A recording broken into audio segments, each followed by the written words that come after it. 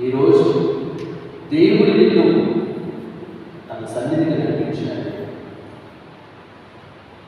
ఈరోజు నీతో ఏదో మాట్లాడాలని ఆయన ఆశపడుతున్నాడు. మోషేతో మాట్లాడిన దేవుడు, అబ్రహాముతో దేవుడు మాట్లాడాడు, ఇస్సాకుతో మాట్లాడాడు, యాకోబుతో కూడా మాట్లాడాడు. ఈరోజు అదే దేవుడు నీతో కూడా మాట్లాడుతున్నాడు. మన సమృద్ధిగా దేవుడు, అయ్యా ఈరోజు నాతో మాట్లాడు.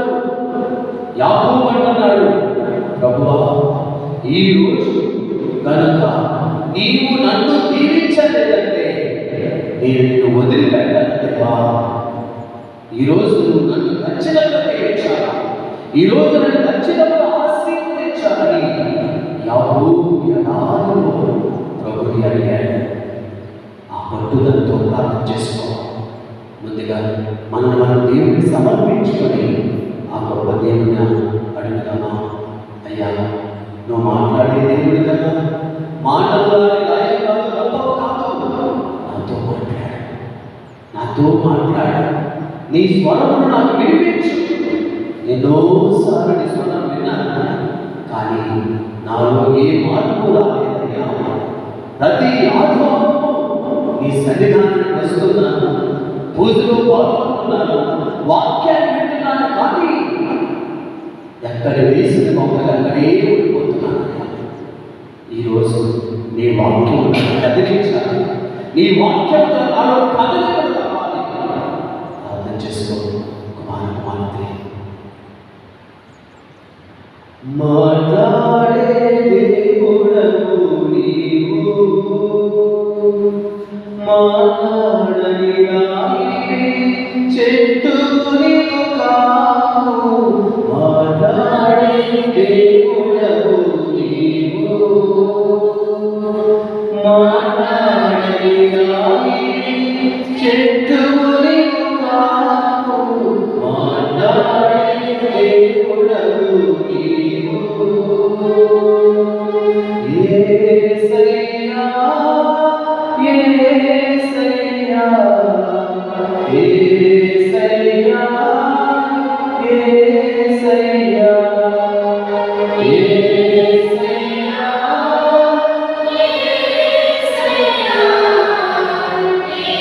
యేసయ్యా యేసయ్యా మాట్లాడే దేవుడవు నీవు.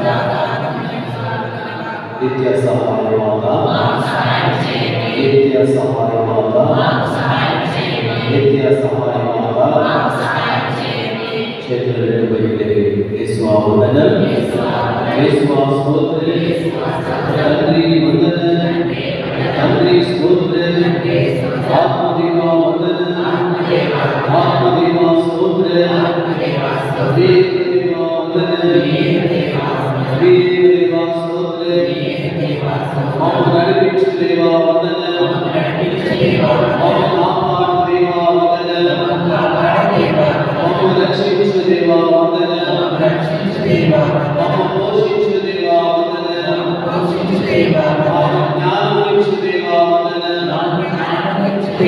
మమ్ము బుద్ధినిచ్చు దేవా వందనం, మా ఆరోగ్యమిచ్చు దేవా వందనం, మా కుటుంబాలను దీవిస్తున్న దేవా వందనం, మా విచారణను దీవిస్తున్న దేవా వందనం.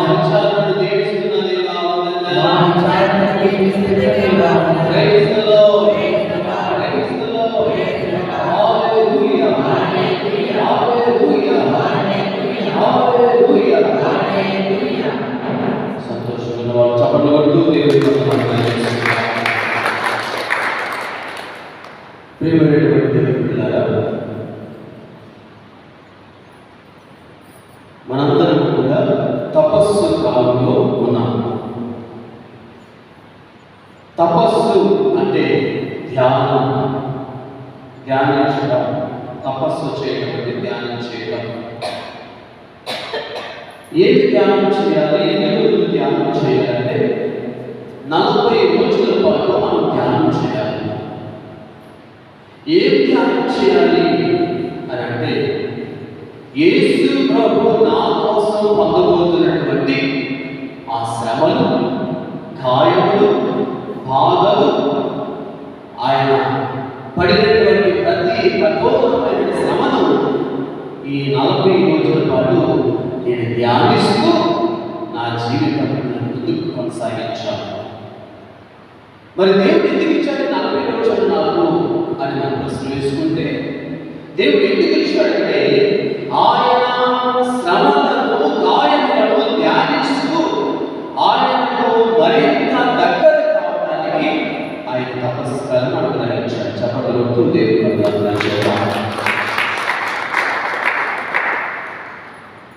ఒక వ్యక్తికి దగ్గర కావాలంటే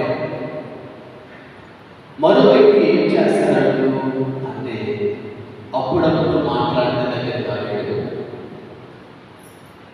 పండగ పప్పాలకి ఆయన పిలిస్తే దగ్గర కాలేడు. ప్రతిరోజు ఆయనతో మాట్లాడడం ద్వారా, ప్రతి నిమిషము ఆయనకు వచ్చి ఆలోచన చేయడం ద్వారా, ప్రతి నిమిషము ఆయనతో తిరగడం ద్వారా, ఆయనతో నివాసం ఉండడం వల్ల, వాళ్ళ ఇంటికి వెళ్ళడం ద్వారా, వాళ్ళు తను ఇంటికి రావడం ద్వారా వాళ్ళిద్దరి మధ్యలో ఉన్నటువంటి బంధం బలపరచబడి వారిద్దరు కూడా బెస్ట్ ఫ్రెండ్స్గా జీవిస్తారు. వారిద్దరి మధ్యలో ఏ కాంప్రమైజ్ ఉండదు. ఇద్దరు కూడా హ్యాపీ, సంతోషం, సమాధానంతో జీవిస్తారు.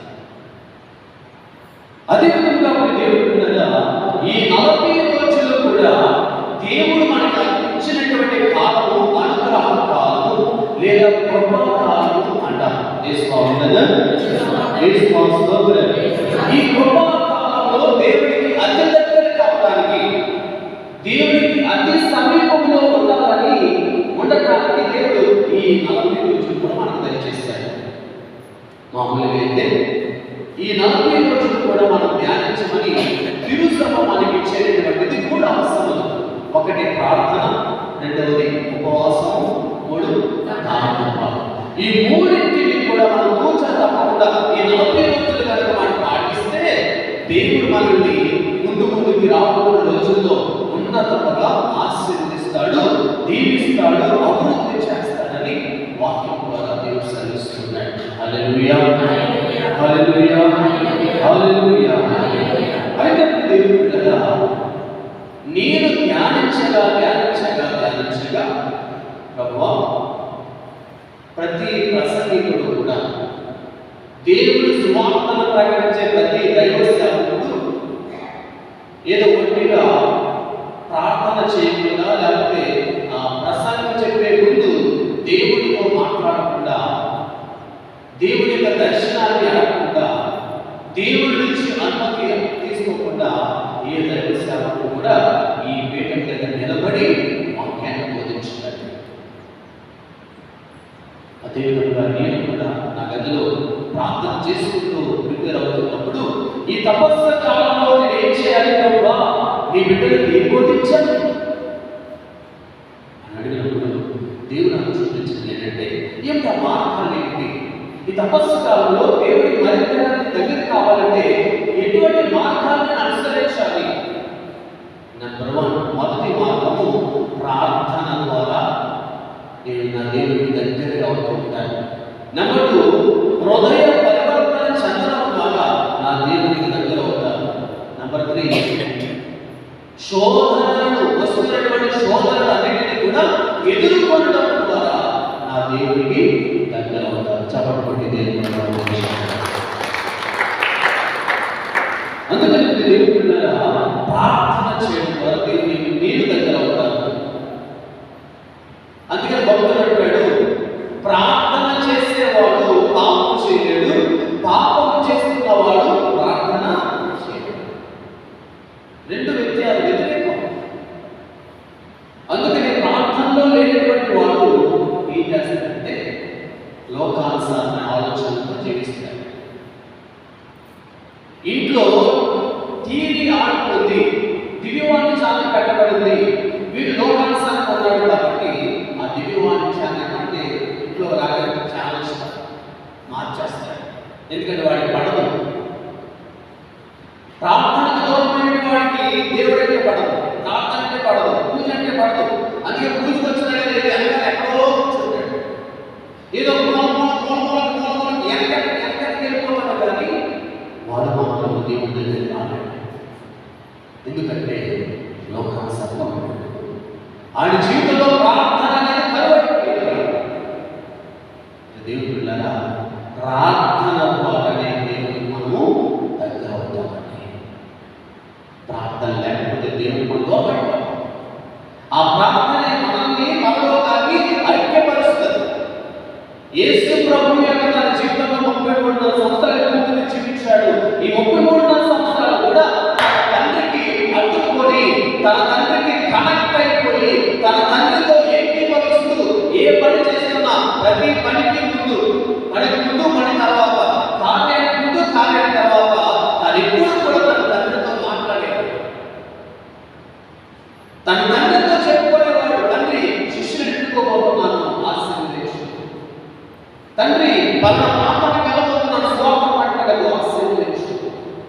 సిలువను కోల్పోతున్నాను, ఆశీర్వదించు. సిలువను మోస్తున్నప్పుడు ఆ శక్తిని అనుగ్రహించు.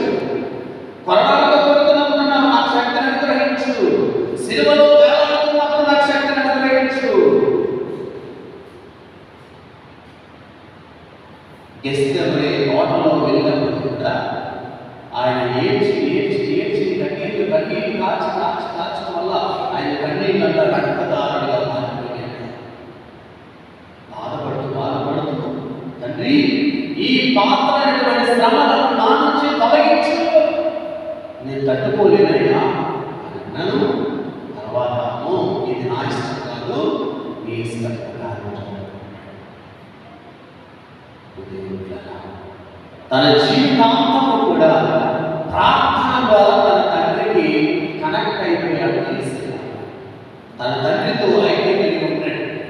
తండ్రి నుంచి వేరుపడలేదు. ఎప్పుడైతే మనము ప్రార్థన చేయలేదో మనం ఎండినటువంటి చెట్టులాగా అయిపోతాం, ఎండిపోతున్నటువంటి చెట్టులాగా అయిపోతాం. ఆ చెట్టుకి ఎన్ని నీళ్ళు పోసినా అది ఫలించదు. కారణం ఏంటంటే వేళ్ళు అనేటువంటి నీ జీవితము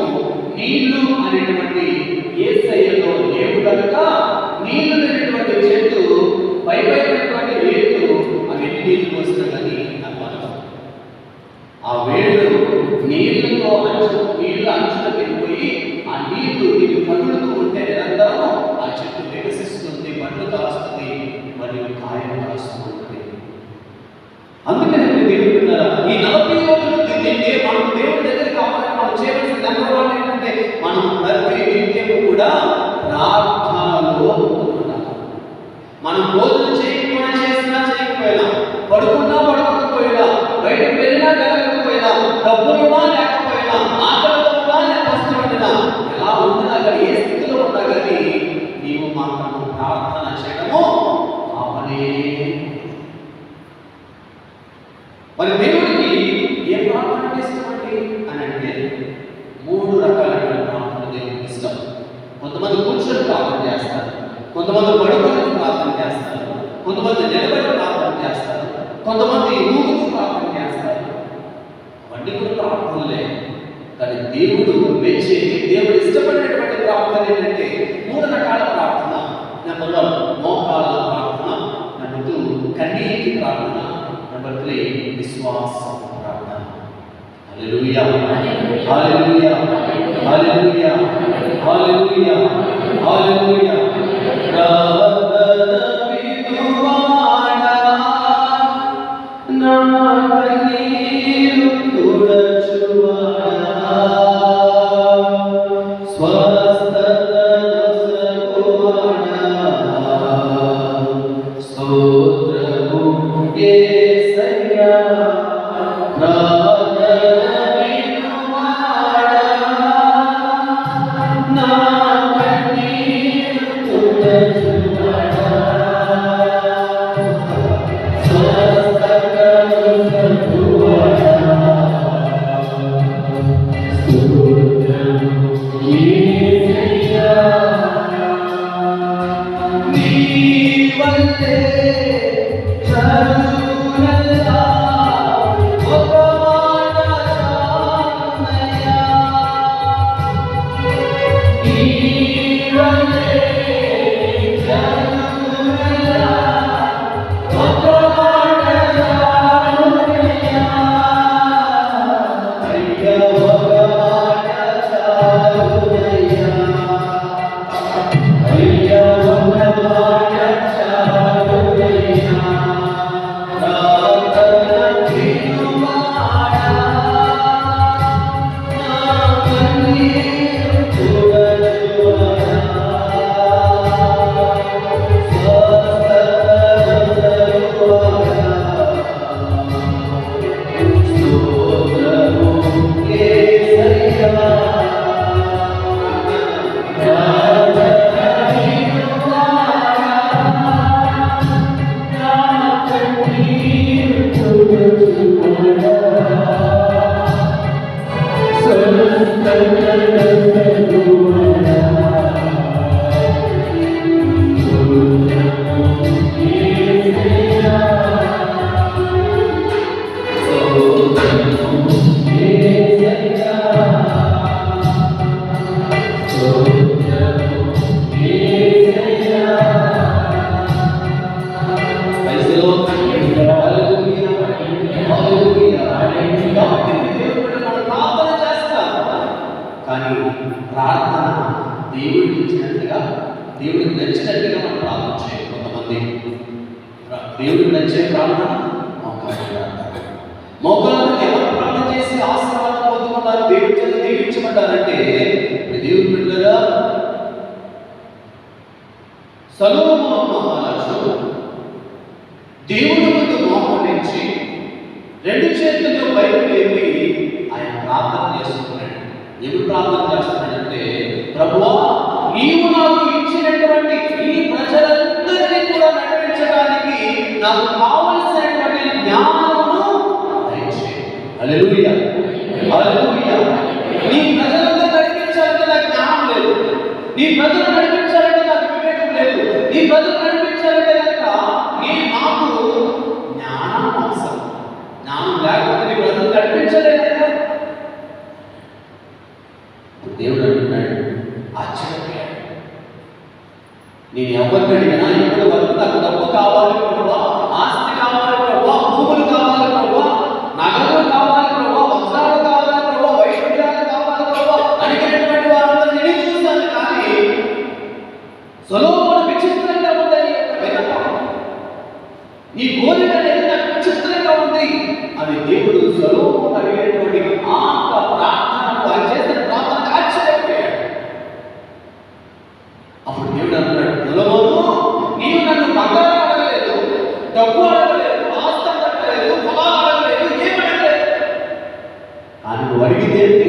కాస్తంత జ్ఞానమే మనం ఆ జ్ఞానం కూడా ఎవరి కొరకు నీకు అప్పచెప్పబడినటువంటి ఆ ప్రజలు నడిపించడానికి పడినావు కాబట్టి నువ్వు చేసే ప్రార్థన సంతోషపడతాను కనుక నీవు గుర్తుపెట్టుకో సొలొమోను, నీవు అడిగినటువంటి జ్ఞానము గుర్తుపెట్టుకో, ఈ భూమి మీద ఏ నరునికి ఇవ్వబడినటువంటి జ్ఞానము నీకు ఇస్తున్నాను. చెప్పడం కొట్టి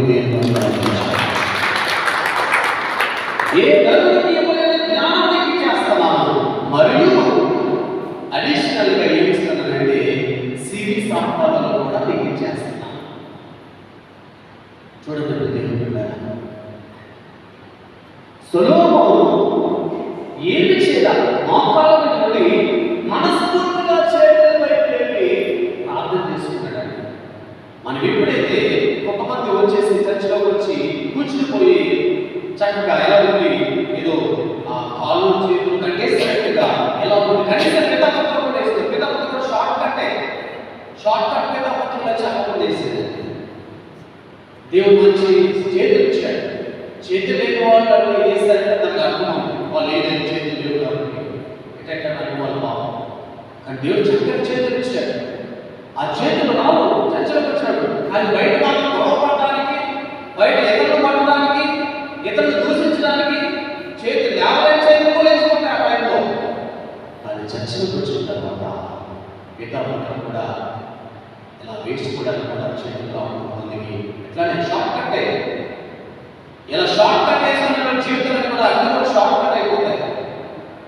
ఆయుష్ కూడా షార్ట్ కట్ అయిపోతుంది, ధనం కూడా షార్ట్ కట్ అయిపోతుంది, ఆస్తి షార్ట్ కట్ అయిపోతుంది, అన్ని షార్ట్ కట్ అయిపోతాయి.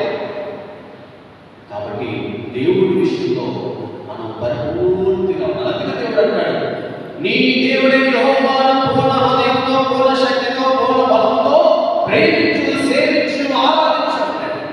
సగం హృదయం కాదండి, పరిపూర్ణత దేవుడికి ఇష్టమైనది. పరిపూర్ణమైనటువంటి మనస్సుతో, పరిపూర్ణమైనటువంటి హృదయంతో, పరిపూర్ణమైనటువంటి భక్తితో, పరిపూర్ణమైనటువంటి విశ్వాసంతో ఆయన సన్నిధిలో మనం అడిగినప్పుడు ఖచ్చితంగా దేవుడు మన జీవితంలో అద్భుతం చేస్తాడు. నమ్మకం ఈ సొలొమోను మోకరించి చేతుల పైకి ఎత్తి ప్రార్థన చేస్తున్నాడు. దేవుడు ఇష్టపడినటువంటి ప్రార్థన మోకాళ్ళ ప్రార్థన.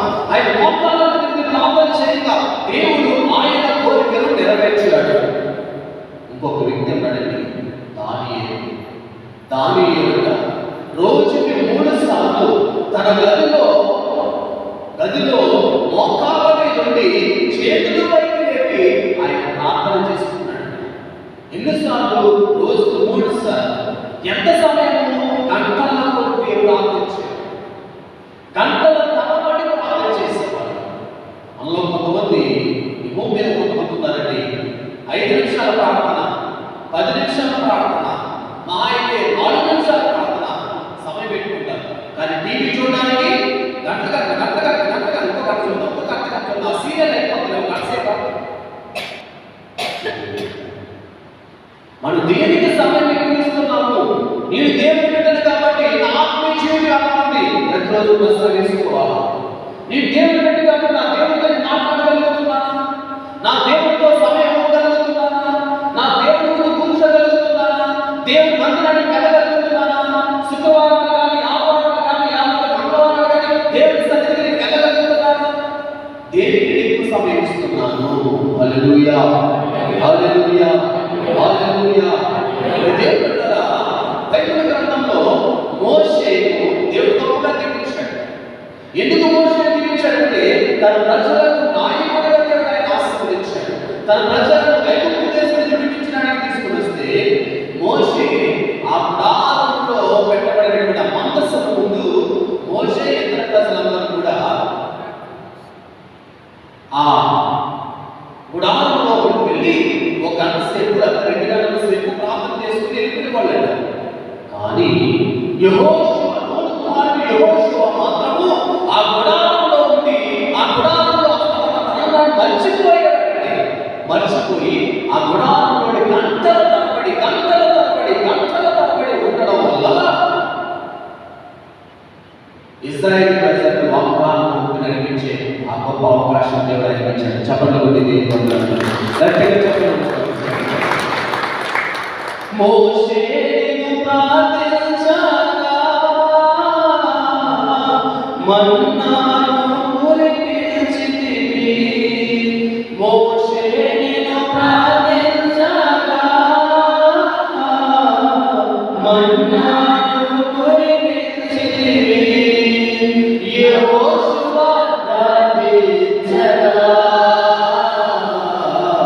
సూర్య చంద్రుల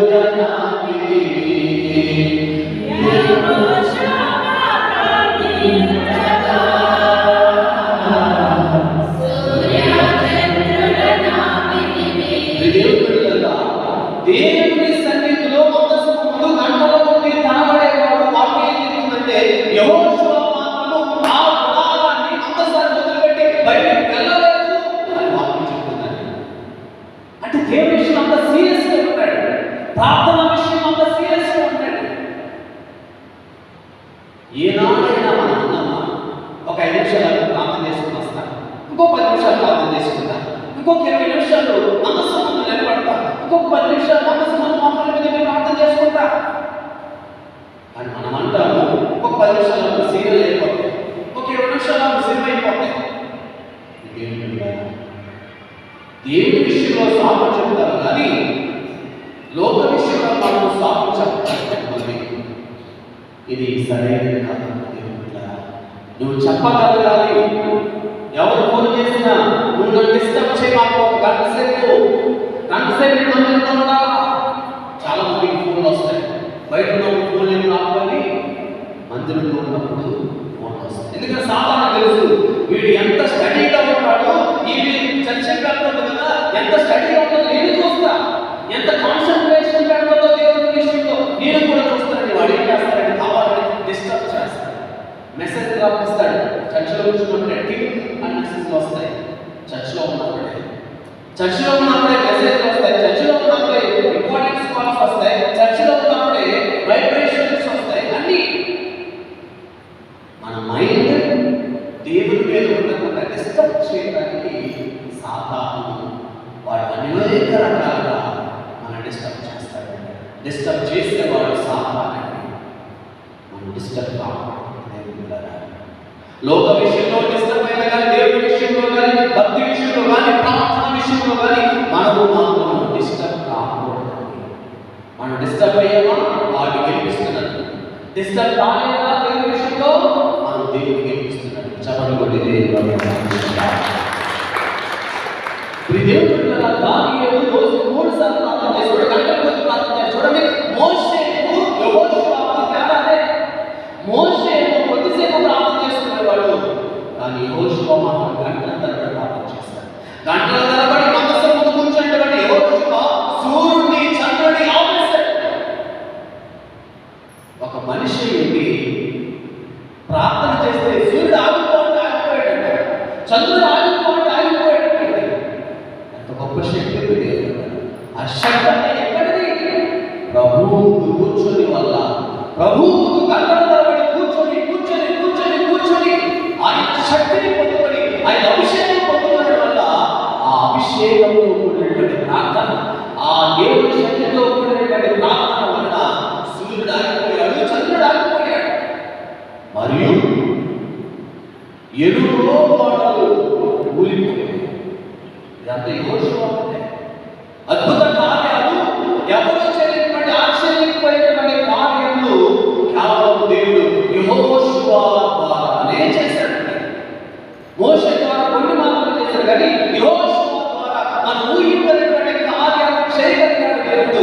కారణం ఏంటంటే ఈవెన్ మోషేతో చెప్పాడు, మోషే నేను ఒక్కసారి పంటను కొట్టమంటే నువ్వు 2 సార్లు 3 సార్లు కొట్టావు నీళ్ళ కోసము, కాబట్టి నీవు సందేహించావు కనుక, నువ్వు నాకు విధేయత చూపించలేదు కాబట్టి నీకు ఏంటో తెలుసా ఇచ్చే శిక్ష, వాగ్దానముకు వెళ్ళవు, వాగ్దానంలోకి వెళ్ళడానికి వీల్లేదు అని ఆయన షరతులు పెట్టాడు. కానీ యెహోషువ ఏ షరతులు అట్లా యెహోషువకి శిక్ష లేదా కారణం ఒకటే, గంటల కొద్ది మోకాళ్ళ మీద ప్రార్థనలో ఉన్నాడు యెహోషువ, గంటల కొద్ది దానియేలు ప్రార్థనలో ఉన్నాడు.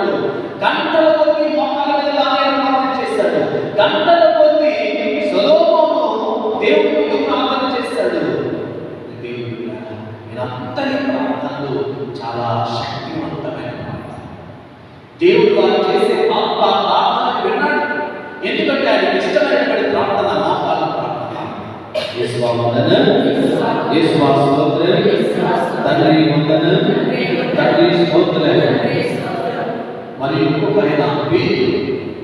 శిష్యులందరిలో యేసయ్య ఎన్నుకున్నాడు. పేతురు, నీవు ఈ 11 మంది శిష్యులకు నాయకుడిగా నిలుచుకున్నావు. కాబట్టి ఈ శిష్యులందరూ నడిపించుకున్నాడు. ఆ నాయకుడు ఆయన ఏం చేశాడు తెలుసా? ఒకసారి ప్రాంతానికి వెళ్ళినప్పుడు తగ్గినటువంటి అమ్మాయి చనిపోయింది. ఆయన వెళ్ళి అక్కడికి వెళ్ళి కూర్చొని ప్రార్థన చేయలేదు, నిలబడి ప్రార్థన చేయలేదు. ఈ పేతురు కొద్ది వయసు అయినప్పటికీ కూడా ఆయన మోకాల మీద, ఆ శవం ముందు మోకాల మీద ఉండి ప్రార్థన చేశాడండి.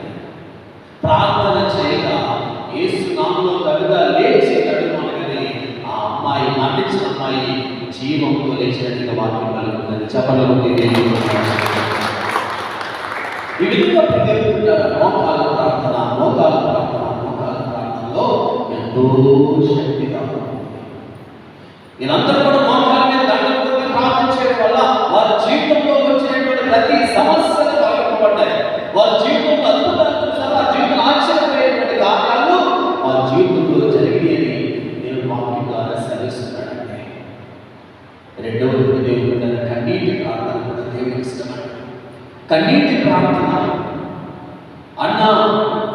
అన్నకు కూడా వివాహం అయింది, పిల్లలు కలగలేదు, చాలా వేదనతో ఉంది, చాలా బాధతో జీవించింది. ఒకవైపు తల్లిదండ్రులు, మరోవైపు అత్తమామలు, మరోవైపు తోబుట్టువులు, అందరూ కూడా అందరూ చీకొట్టడం వల్లే తన పరిస్థితిని ఎవరో అర్థం చేసుకోలేదు.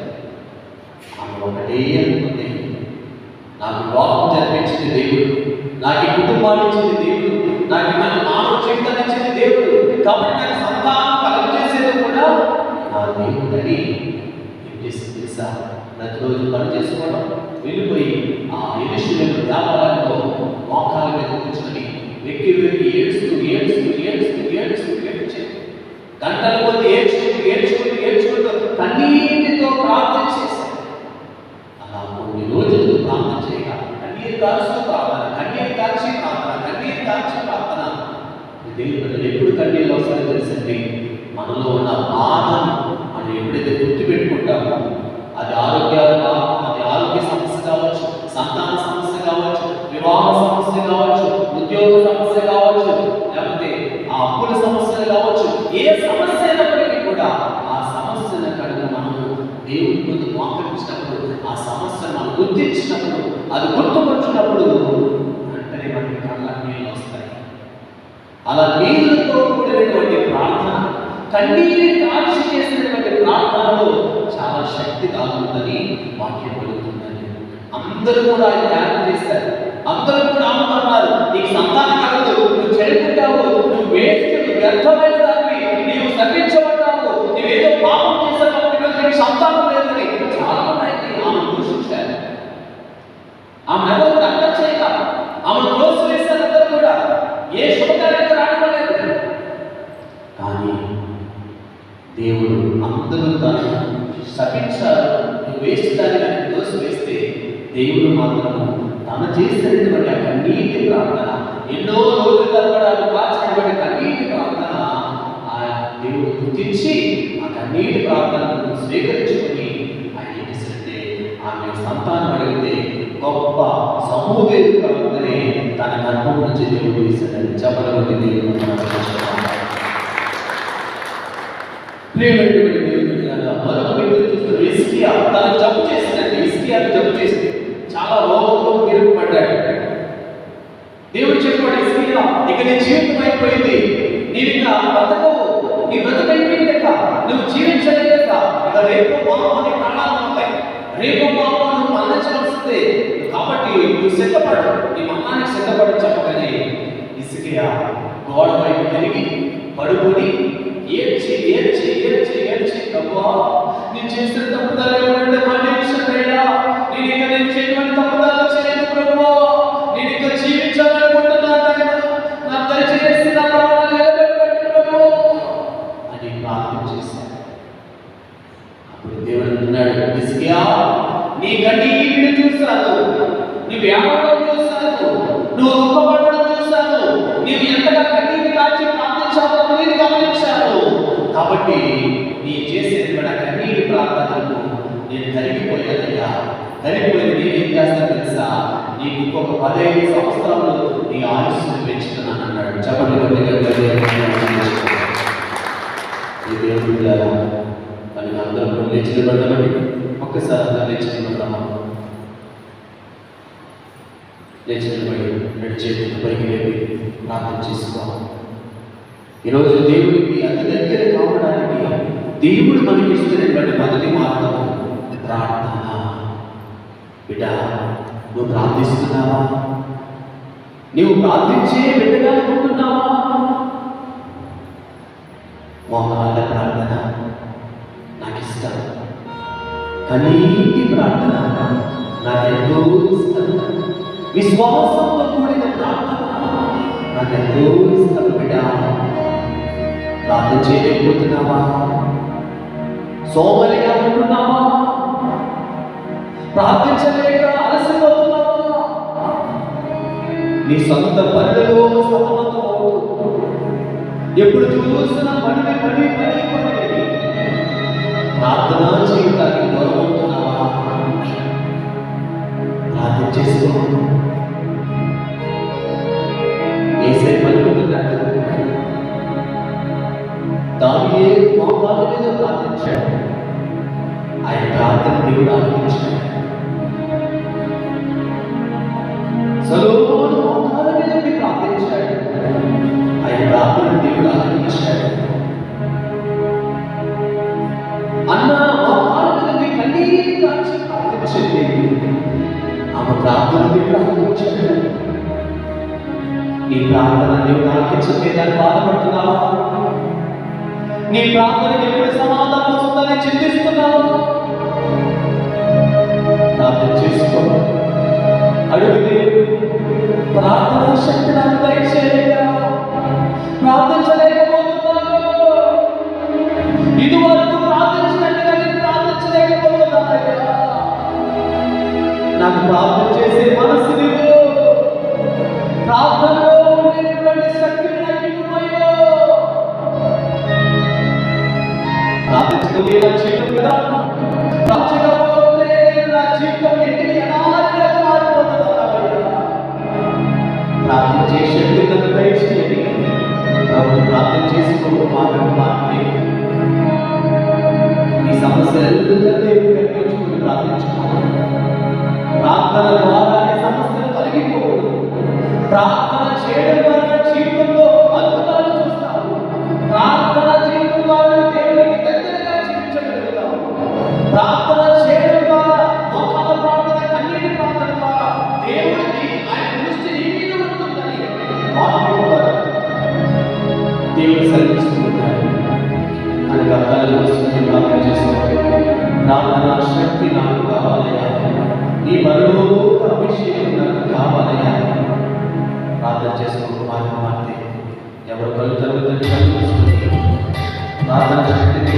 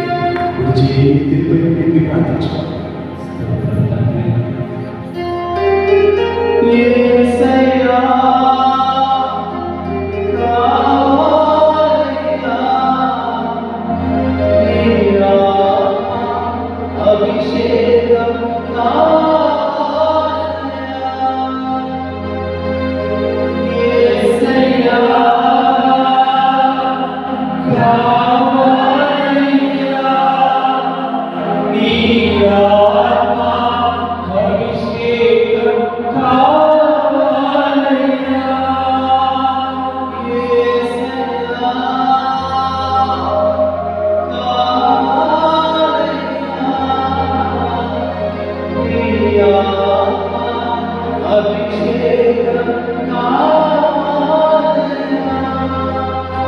యేసయ్యా కావాలయ్యా నీ ఆత్మ అభిషేకం కావాలయ్యా.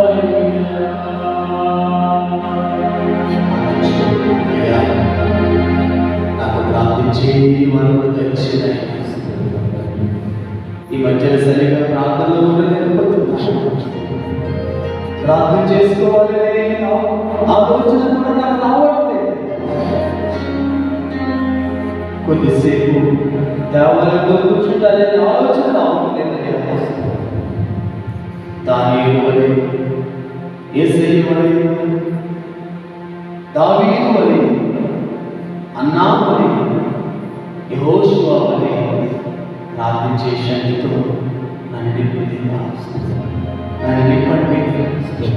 ప్రార్థించే శక్తితో ప్రార్థించే వరకు నాకు ఇవ్వు.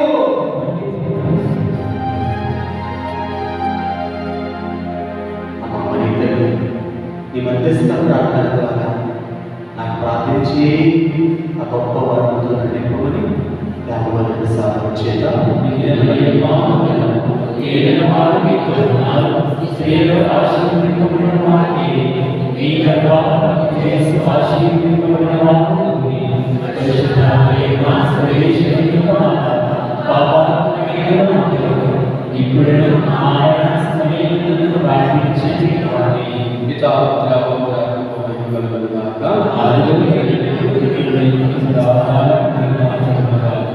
Praise the Lord. Praise the Lord. Hallelujah. Hallelujah. Hallelujah. Hallelujah. Hallelujah. Hallelujah. Hallelujah. Hallelujah. Hallelujah. Hallelujah. Hallelujah. Hallelujah. కూర్చుందాం. ప్రియమైనటువంటి దేవుని బిడ్డలారా, మొదటి మార్గము మనం దేవుడికి దగ్గర కావడానికి మొదటి మార్గము ప్రార్థన. ప్రార్థన చేస్తూ ఉండడం వల్ల మనం దేవుడి దగ్గర అవుతాం, దేవుడి చేత ఆశీర్వదింపబడతాం. రెండవ మార్గం ఏంటంటే హృదయ పరివర్తన చెందడం వల్ల దేవుడికి మనం దగ్గర అవుతాం. అనగా పాపములో జీవిస్తున్నటువంటి వాడు తాను చేస్తున్నది తప్పు అని గ్రహించుకొని తాను వెళుతున్నటువంటి మార్గము సరైనది కాదు, నేను నడిచేటువంటి మార్గము పాపముతో కూడుకున్నటువంటి మార్గము, నేను నడిచేటువంటి మార్గము దోషాలతో కూడుకున్నటువంటి మార్గము, ఇది నా జీవితానికి మంచిది కాదని తెలుసుకొని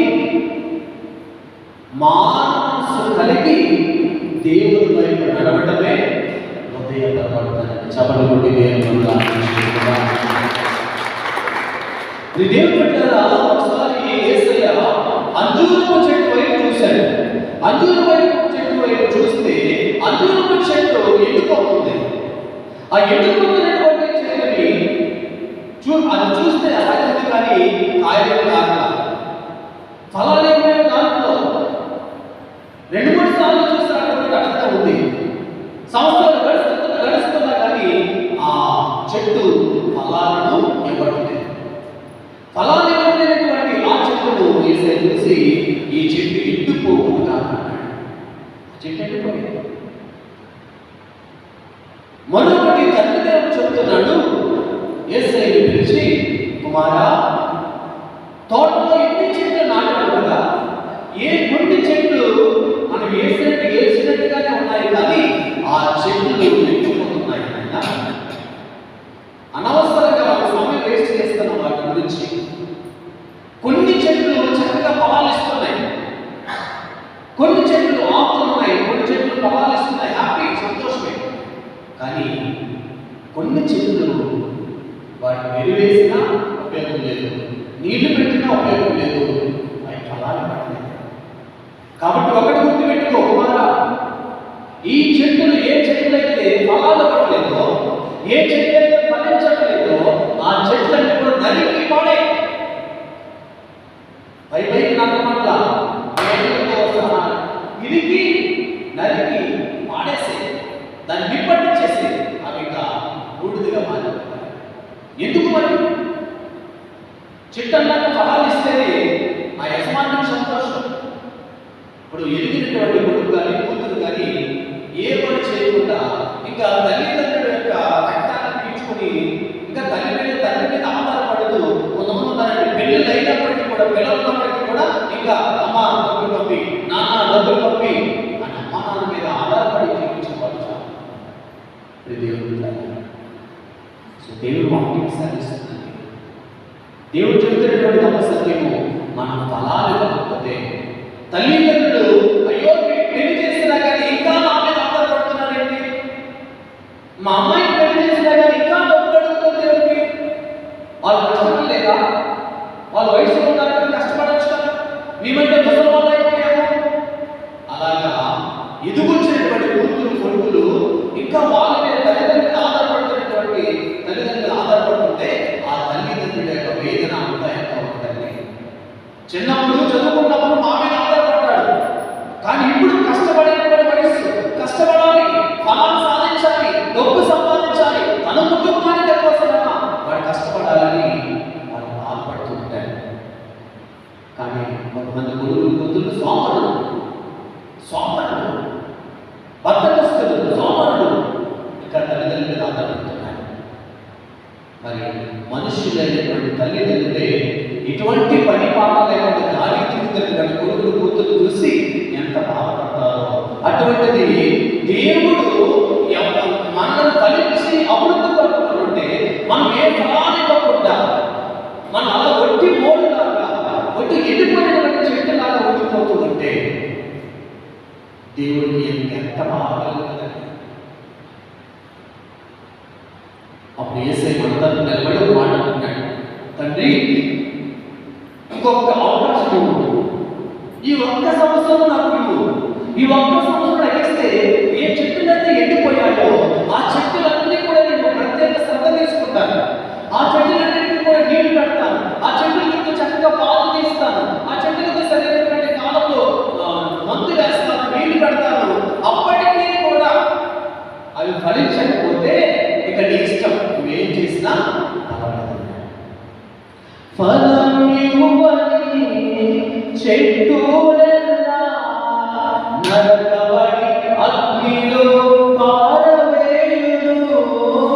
ఫలం ఇవ్వని చెట్టులెల్లా నరకబడి అగ్నిలో పారవేయును. రాజు వస్తున్నాడు ఆయన యేసు వస్తున్నాడు ఎదురు వెళ్ళెదం. రాజు వస్తున్నాడు ఆయన యేసు వస్తున్నాడు ఎదురు వెళ్ళెదం. లోయలలా కూర్చబడాలి, కొండలు కోనలు కరిగిపోవాలి, వక్రమార్గము చక్కబడాలి, కరువు మార్గమును పట్టువాలి. ప్రైజ్ ది లార్డ్, హల్లెలూయా, హల్లెలూయా. అవును దేవుని కదా, ఫలం ఇవ్వకపోతే నరకబడి అగ్నిలో పారవేయబడతారు. ఏంటి ఫలం అంటే మారు మనస్సు. ఇంకా ఎంతకాలము ఈ జీవితం, మన జీవితం అంతా నీటి మీద ఉడలాంటిది. ఎప్పుడు ఈ భూమి నుంచి మనం పోతామో, ఎప్పుడు దేవుడు మనం పిలుచుకున్నాడో ఈ భూమి మీద ఉన్నటువంటి అందరికీ బాగా పుష్టిగా ఉన్నటువంటి ఆరోగ్యం కలిగినటువంటి వాళ్ళే రాత్రి పగలే ఊపిరాగిపోతారు. ఎప్పుడు ఈ ప్రాణం ఈ భూమి నుంచి పోతుందో మనకు తెలియదు. నీటి మీద కూడా ఎంతసేపు ఉంటుంది, కొద్ది క్షణం. దేవుడు ఎప్పుడు వస్తుందో మనకు తెలియదు, దేవుడు రాకడ ఎప్పుడు వస్తుందో మనకు తెలియదు. కాబట్టి ఆయన రాకడ ముందే మనము మారినట్లయితే, మనలో మారు మనసు వచ్చినట్లయితే, కలిగినట్లయితే దేవుడు మనల్ని తన రాజ్యంలో చేర్చుకుంటాడండి. ఈ భూమి ఉన్నంత వరకు కూడా మనం ఆశీర్వదిస్తూ, మరి ఏ లోటుపాటు రాకుండా దీవిస్తూ, అన్నం తర్వాత మనల్ని తన రాజ్యంలోనికి చేర్చుకుంటాడు. ఎప్పుడంటే హృదయ పరివర్తన చెందిన వాళ్ళకు మాత్రమే దేవుడు ఇచ్చేటువంటి గొప్ప అవకాశం. హల్లెలూయా, హల్లెలూయా, హల్లెలూయా. అందుకని అపోస్తలుల కార్యములు కైకొన్నవారు. అపోస్తలుల కార్యములు 3వ అధ్యాయము 1వ వచనం. చెప్పండి. అపోస్తలుల కార్యములు 3వ అధ్యాయం 19వ వచనంలో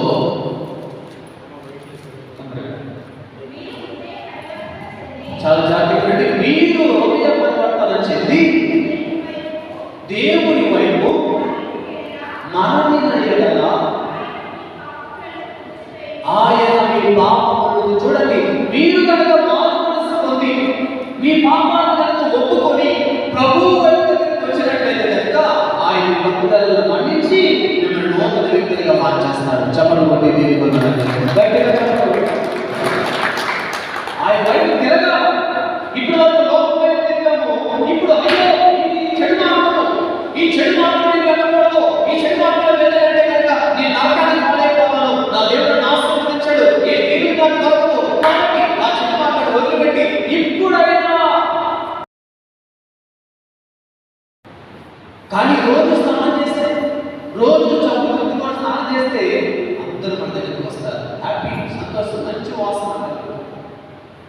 ఈ శరీరం మట్టితో చేయబడింది కాబట్టి ఇది ఒకరోజు చెమట పట్టిందని కనుక దుర్వాసన అనేది కలుగుతుంది. అట్లనే దేవుడి పిల్లరా, మన తప్పులు కనుక ప్రతిరోజు మనం చేసినటువంటి తప్పులను కూడా ఏ రోజు కాదు పాప సంకీర్తనలు చేస్తూ మన జీవితాలను మన యొక్క ఆత్మను శుభ్రం చేసుకుంటూ ఉంటే మన జీవితంలో దేవుడు అద్భుతాలు చేస్తాడు. నన్ను మర్చిపోవడం గట్టిగా. అందుకని యెషయా గ్రంథం 53వ అధ్యాయంలో 1వ వచనం చూస్తే కనుక దేవుని యొక్క చేతులు కొరచగా లేవు, దేవుని చెవులు కొరచగా లేవు. ఆయన చేతులకి సహాయం చేయడానికి, ఆయన చెవులు మీ ప్రార్థన చేయడానికి సిద్ధంగా ఉన్నాయి. కానీ ఎక్కడ పొరపాటు జరుగుతుంది? ఎందుకు నీ ప్రార్థన దేవుడు ఆలోచించట్లేదు? ఎందుకు నీ ప్రార్థనకు సమాధానం రావట్లేదు? ఎందుకు నీ ప్రార్థనకు జవాబు దేవుడు ఇవ్వట్లేదు? సంవత్సరాలు గడిచిపోతున్నాయి, నెలలు గడిచిపోతున్నాయి, కానీ నువ్వు అనుకున్నది జరగట్లేదు. కారణం ఏంటి అంటే నీ పాపములు నీకును దేవుడికి అడ్డుకోవడం వచ్చింది. చెప్పకూడదు. సో మన తప్పుదాలు దేవుడికి మనకి అడ్డుకోవడం ఉన్నాయి కాబట్టి మన ప్రార్థన దేవుడికి వినబడగల. మన తప్పిదములు దేవుడు కాదు. మన తప్పిదముల వల్ల ఇవి ఒక తప్పు చేసేటువంటి ఒక ఇటుక, రెండు తప్పులు అలాగా పెద్ద వాడ. అంటే ఆలోచన చేయండి, ఎన్ని తప్పులు చేశాడు మనిషి రోజు ఎన్ని అబద్ధాలు ఆడుతున్నాడు, మనిషి రోజుకి ఎన్ని తప్పుడు ఆలోచన కలిగి ఉన్నాడు, మనిషి రోజుకి ఎన్ని తప్పుడు ఆలోచనలు తప్పుడు తలాపులు కలిగి జీవిస్తున్నాడు. అన్యాయాలు, అక్రమాలు, మోసాలు ఎన్ని జరుగుతూ ఉన్నాయి. దేవుడు ఆ తప్పులన్నీ కూడా మనం ఒక్కొక్క దేవుడు అంటే అది అడ్డువాడగా వచ్చి చివరికి మనం దేవుడి నుంచి దూరం అయిపోయే ప్రమాదం తాగుతుందండి. మరి అంత పెద్ద గోడ ఎలాగో కరిగిపోతుందంటే పాపసంకటన చేసుకోవడం.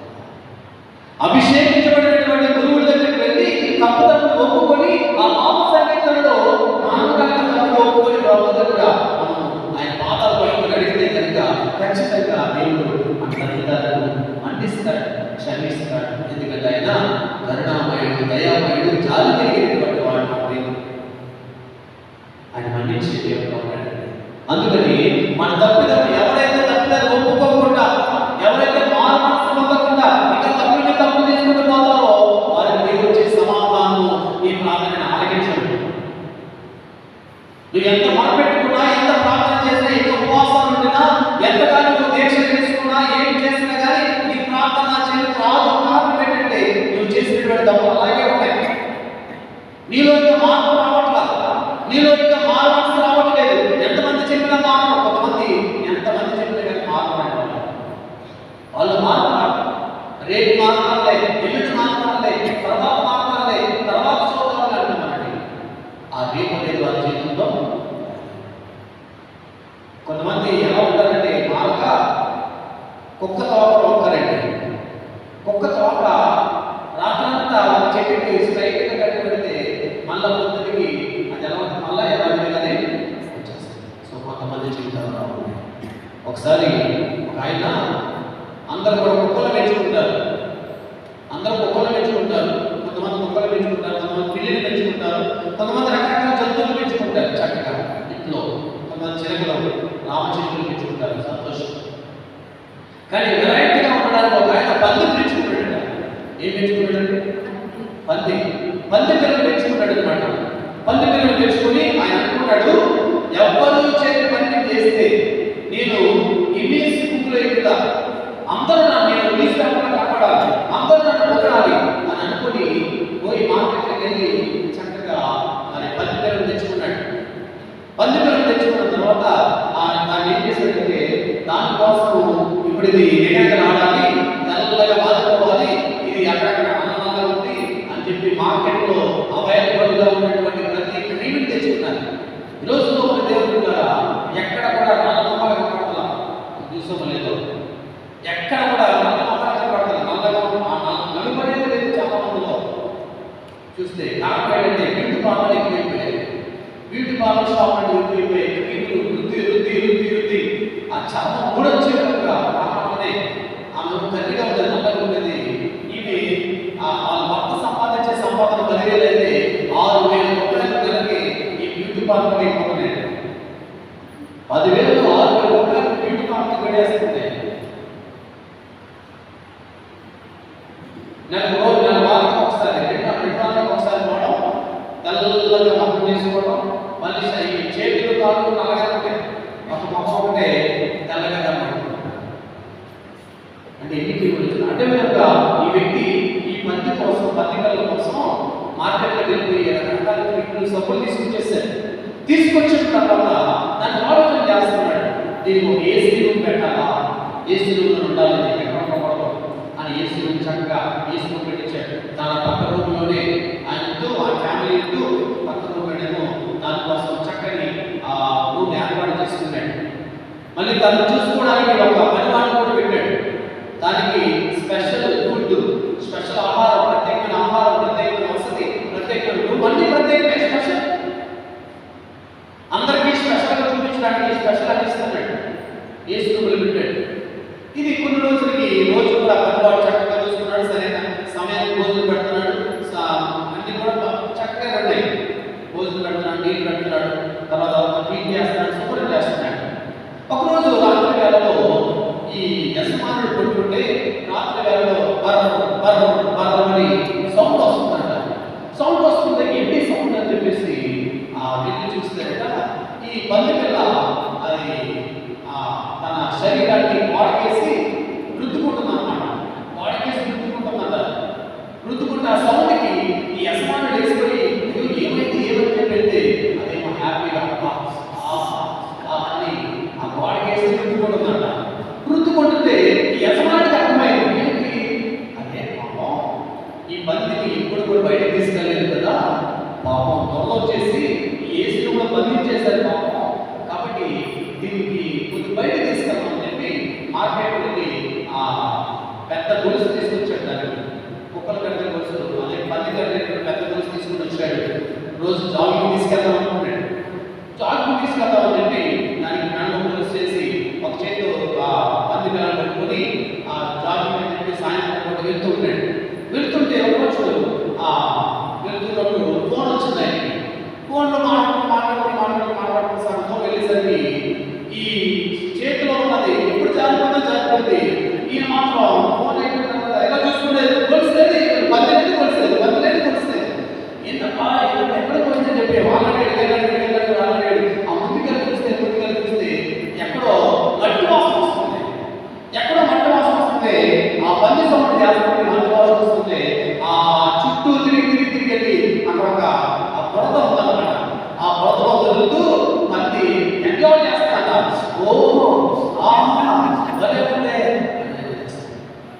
అప్పుడు యజమానుడు దీని స్వభావము ఈ పంది స్వభావము పందే, కుక్క కుక్కే. ఇప్పుడు దేవుడు కదా కొంతమంది మనం ఎంత చెప్పలేక వాళ్ళ స్వభావం పంది స్వభావం అంటారు. కానీ అది ఎన్ని సొమ్ములు రాసినా ఎన్ని రాసినా మళ్ళీ ఎలా విధంగా అబద్ధవాసన కావాలి. తాగుడు అలవాటు పడినటువంటి భర్త చెబుతుంది భార్య, తాగుడు అలవాటు పడినటువంటి ఆ తల్లి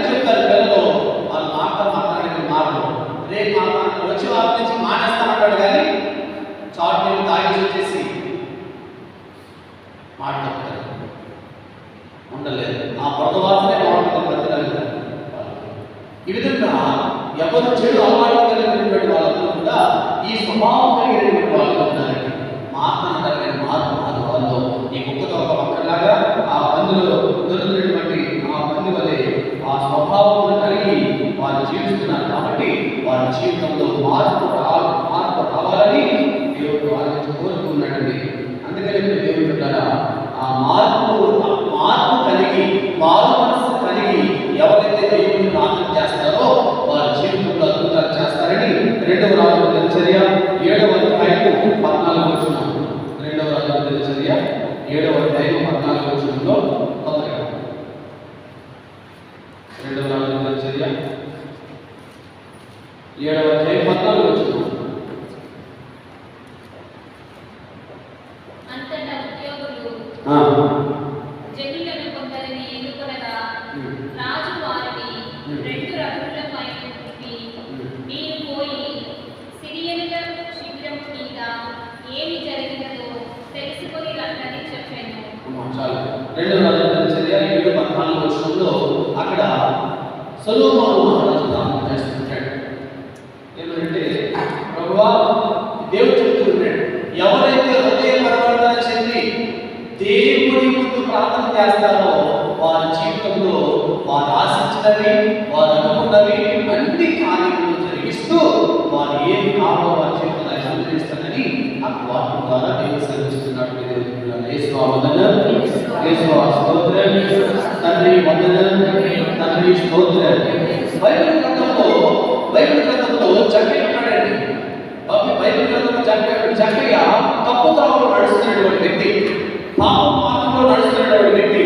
ఆయన చూసి ఆయన ఆ సొంతాన్ని ముసలి చేస్తూ జీవిస్తున్నటువంటి వ్యక్తిగా ఉన్నాడు. యేసు ప్రభువును చూసి వెంటకి ఆయన చూడాలని ఆశ కలిగి ఉన్నాడు. యేసు పిలిచాడు, నేను జక్కయ్య అలా ఇంటికి ఇంటికి ఉండాలనుకుంటున్నాను నాన్నగారిని. ఇంటికి వెళ్ళినటువంటి జక్కయ్య ఇంటికి ఒక మాట అన్నాడు, ప్రభువా, నేను ఎవరికైతే అన్యాయం చేస్తానో వారి కింద వాడిని తిరిగి ఇచ్చేస్తాను. ఎవరికైతే మోసం చేస్తానో వాళ్ళ దగ్గర క్షమించమని అడుగుతాను. ఎవరికైతే నేను ఇబ్బంది పెట్టానో వాళ్ళ దగ్గర క్షమించమని అడుగుతాను. వాళ్ళతో సంగీత పొందుకుంటాను. అయినా నా తప్పులను మన్నించండి అయినా ఇంకో నన్ను నూతన వ్యక్తిగా మార్చండి ఆయన దేవుడు వేడుకుంటాడు. హృదయ పరివర్తన చెందాడు జక్కయ్య. తప్పిపోయిన కుమారుడు కూడా పందులు తినేటువంటి ఆహారం తినేటప్పుడు తానేమిటో తాను ఎవరి కుమారుడు అప్పుడు గుర్తొచ్చి ఆ పందులు తినే పట్టు కూడా ఆహారం కూడా దొరక్క ఆ నీచమైన పరిస్థితిలోకి దిగజారిపోయినప్పుడు అప్పుడు తనకి కన్నుకు కలిగి ఇటువంటి జీవితమాన్ని కోరుకునేది, ఇటువంటిది నాకు ఈ పరిస్థితి నాకు ఎందుకు వచ్చింది, నా తండ్రిని కాదని చెప్పి వచ్చేసాను కాబట్టి ఈ కష్టాలు ఎదురయ్యాయి, నా తండ్రిని కాదని వచ్చేసాను కాబట్టి ఈ సమస్యలు ఎదురయ్యాయి, నా తండ్రిని కాదని వచ్చేసాను కాబట్టి ఈ ఇబ్బందులు నేను గురవుతున్నాను. వంటవాడైతే చెప్పి తన ఆలోచన మార్చుకొని మార్పు చెంది తండ్రి దగ్గరికి వచ్చాడో లేదో తండ్రి అనుకున్నాడు. కనీసం పరివారంలో ఒకలా కట్టాడు నా తండ్రి అని అనుకున్నాడు. కానీ తండ్రి మామూలు చూసి పరిగెత్తుకు వచ్చి లోపలించుకొని అడుగుతున్నాడు. చెప్పలు కొట్టి దేవుడు గట్టిగా చెప్పలు దేవుడు బిడ్డగా చక్కగా మార్పు చెందాడు, మార్పు పొందాడు, దేవుడు చేత దీవించబడ్డాడు. మరియు తప్పుపైన కుమారుడు మార్పు పొందాడు, తండ్రి చేత దీవించబడ్డాడు. దావీదు కూడా తప్పు చేసేసాడు. ఒక పరాయి కుమారుడు యొక్క దునియా భార్యతో తప్పు చేశాడు, వ్యభిచారం చేశాడు. మరియు అడ్డు వస్తున్నటువంటి తన భర్త చంపించేశాడు, ఉదయం చంపించేశాడు. వ్యభిచారము హత్య రెండు చేశాడు దావీదు. కానీ అందులోనే తను చేయించిన తప్పులోనే తన బుద్ధి కలేదు. కానీ తను చేసింది తప్పు అని తెలుసుకొని యెరూషలేము దేవాలయానికి వెళ్ళి ரொம்ப బాధపడుతూ ఆ దేవుడిని అడిగాడు, అయ్యా నేను తెలుసు తెలుగు తప్పు చేసేసాను, ఆయన నన్ను మార్చండి ప్రభు, నాలో ఉన్నటువంటి తప్పిదాన్ని మన్నించండి, నన్ను క్షమించి నన్ను నూతన వ్యక్తిగా మార్చమయ్యా, ఈ పాపాల వల్ల ఏ శాపం రాకూడదు నాయనా అని దావీదు ఎక్కి ఏడ్చి ప్రభు ముందు మొరపెట్టాడండి. వారు పొందినటువంటి చక్కైన దేవుడిని ఇచ్చాడు. మారు మనసు పొంది తమ తప్పుడు మార్గాన్ని వదిలిపెట్టినటువంటి దావీదును దీవించాడు. మారు మనసు పొంది తన తప్పుడు జీవితాన్ని వదిలిపెట్టినటువంటి తప్పుపోయిన కుమారుడు కూడా దేవుడు ఆశీర్వదించాడండి. మరియు సమరయ స్త్రీ 6 పురుషులతో తప్పు త్రోవలో వెళ్తున్నటువంటి ఆ స్త్రీ తన తప్పులు తెలుసుకొని మారు మనసు పొందుతో ఆమె దేవుడు ఒక గొప్ప ప్రవక్తిగా మార్చాడని దేవుడు కదా. అందులో కూడా మార్పు అనేది వచ్చినప్పుడు మారు మనసు కలిగి నేను జీవించే జీవితము దేవుడికి నచ్చని జీవితము, నేను తాగుతున్నాను నేను తాగుతున్నాను కాబట్టి దేవుడికి నచ్చని త్రాగుడు, నేను చెడు మాటలు పెడుతున్నాను, చెడు అలవాట్లు, చెడు బుద్ధి, వక్రబుద్ధితో ఉన్నా అన్యాయం అక్రమాలు మోసకరమైన జీవితం బతుకుతున్నాను, వ్యభిచారం చేస్తున్నాను, శరీర కోరికలు విడవడుతున్నాను, ఇన్ని చేస్తున్నటువంటి నన్ను నా దేవుడు ఆశీర్వదిస్తారా? ఆశీర్వదించు. ఆ త్రావులన్నీ పక్కన పెట్టి వాటన్ని కూడా తోసివేసి నా దేవుడి దగ్గరికి వచ్చినప్పుడు, నా దేవుడిని మారు మనసు కలిగిన దేవుడితో జీవించినప్పుడు దేవుడు నన్ను బహుగా దీవిస్తాడు. ఇది సత్యం. ఒకటి దేవుడి హృదయం పరివర్తన చెందినప్పుడు దేవుడు మన దగ్గర అవుతాం. హృదయం పరివర్తన చెంది దేవుడి దగ్గరికి వచ్చినప్పుడు దేవుడు మనం ఎత్తుకొని గుర్తాడి మనల్ని ఆశీర్వదిస్తాడండి. తప్పుపై కుమారుడు మారు మనసు పొంది తండ్రి దగ్గరికి వచ్చినప్పుడు తండ్రి ఎత్తుకొని గుర్తాడాడు. అనేకమైనటువంటి ఏదైతే కోల్పోయాడో దాన్ని పిలిచినటువంటి రెండింతలుగా అలా తిరిగి పొందుకున్నాడు.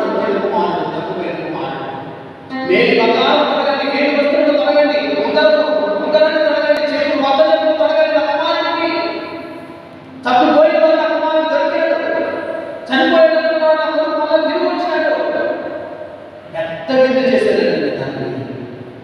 దేవుడు కదా ఈ లోకానికి యేసయ్య వచ్చింది తప్పిపోయిన వారిని వెనక్కి రక్షించడానికి యేసయ్య వచ్చాడు.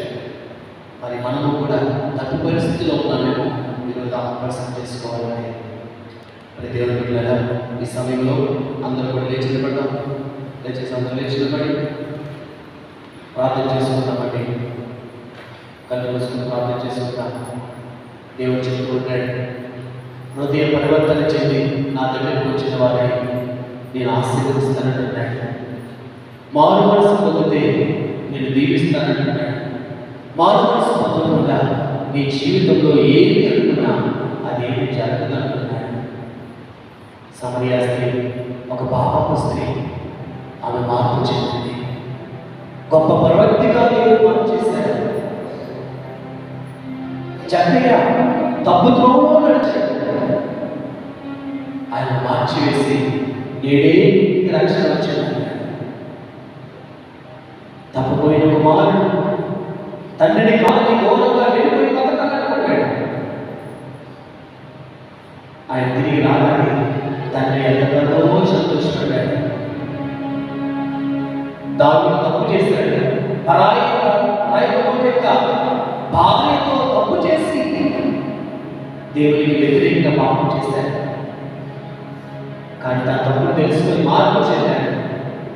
మళ్ళా దేవుడు తనను క్షమించి అలా రాజుగా ఆయన కొనసాగించేలా చేశాడు. దేవుడు బిడ్డ, నీలో మార్పు కోసం దేవుడు చేస్తున్నాడు. నువ్వు మారకపోతే కనుక దేవుడు నీ జీవితంలో కార్యాలు చేయలేడు. రెండు పనుల మీద కాలు వేస్తే కనుక దేవుడు చేత మనం దీవించబడలేదండి. ఇవి దేవుడి దగ్గరికి వస్తూ మళ్ళా తప్పులో పెడుతున్నాను. నేను మంచిగా ఉన్నానని తలుచుకొని మళ్ళీ తప్పులో నడుస్తున్నాను. దేవుడికి నచ్చని కార్యాలు చేస్తూ మనం ముందుకు వెళ్తుంది. దేవుడు మన ఆశీర్వదించడానికి కళ్ళు మూసుకొని రెండు చేతులు చాచి ప్రార్థన చేసుకో. అయ్యా, నాలో మార్పు రావట్లేదు. నేను మారాలనుకుంటాను కానీ మారలేకపోతున్నాను. నేను ప్రాబ్లం నుంచి మారిపోవాలనుకుంటాను కానీ మారలేకపోతున్నాను. చెడు ఆలోచన నుంచి మారిపోవాలనుకున్నాను కానీ మారలేకపోతున్నాను. వ్యభిచార తలపు, శరీర తలపు, చేతులు లేకపోతే శోధనలు, లేకపోతే పిచ్చి పిచ్చి ఆలోచనలు ఎన్నో నా జీవితంలో ఉన్నాయి. వారి గురించి మాట్లాడుకుంటున్నాను. నీ శక్తి నాకు కావాలయ్యా. నా శక్తితో నేను వారిని జయించలేకపోతున్నాను. కొన్నిసార్లు భయమేస్తుంది. నా జీవితాన్ని చూసి నాకే భయమేస్తుంది. నా బ్రతుకులు చూసి నాకే భయమేస్తుంది. భవిష్యత్తు ఎలా ఉండబోతుందో నాకే అర్థం కావట్లేదయ్యా. భవిష్యత్తులో ఏం జరగబోతుందో నాకే అర్థం కావట్లేదు స్వామి.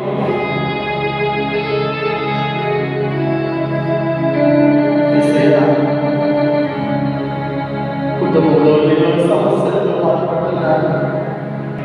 తల మూసుకొని ఈ మాటలు ప్రార్థనగా చేసుకుంటూ స్వస్థత కోసం దేవుని అడుగుతా ఉంటాం.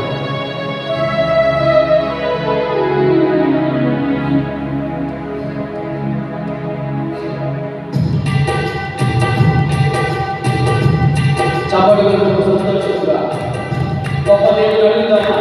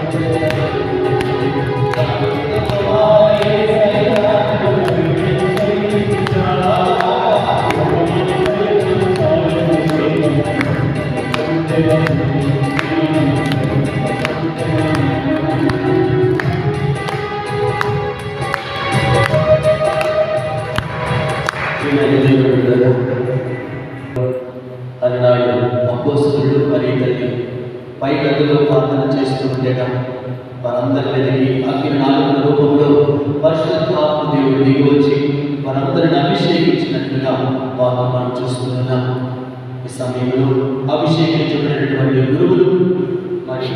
గురువులు ఈ పీఠ కింద నిలబడి అభిషేకించబడినటువంటి ధైర్యంతో మనల్ని అభిషేకించడానికి మన యొక్క శిరస్సు మీద పోసి మన కోసం ప్రార్థించడానికి సిద్ధంగా ఉంటారు కనుక ఈ సమయంలో అందరూ కూడా ఆడవాళ్ళలో ఒక లైన్, మగవాళ్ళలో ఒక లైన్లో